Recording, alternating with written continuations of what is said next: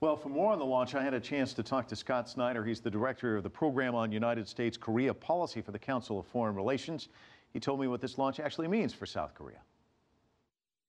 Certainly, this is a kind of validation of the efforts that South Korea has made in its space program thus far.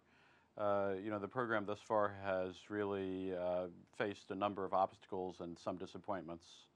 And so I think that particularly in light of North Korea's launch, having a South Korean successful launch was important from a national pride point of view. Let me ask you about that.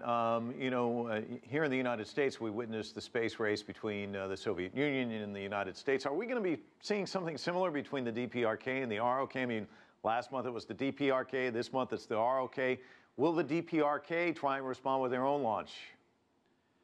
Well, the North Koreans have indicated that they might have an interest in continuing to conduct launch activities, but it's possible that they could see some kind of correlation, but I think that the possibility of things going down that road, it certainly wouldn't be helpful, and honestly, I'm not sure that there's the finances on either side to sustain that. What should be the reaction from the United States as a result of this launch, or China for that matter, would you say? Well, the United States has indicated, I think today the State Department spokesperson indicated clearly that they don't see a South Korean launch and a North Korean launch as comparable.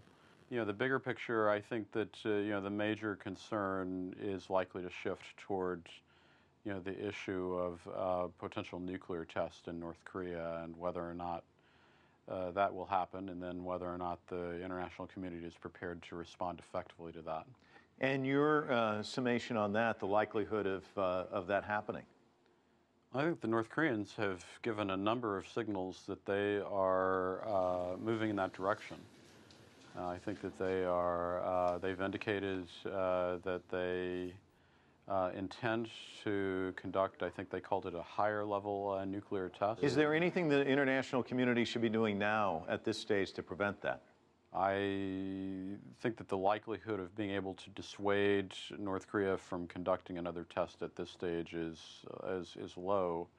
The major challenge is how to respond effectively to a test, and that's I think there's a need for consensus on that point, but I detect some divergence still among the various parties about in the long term, how to most effectively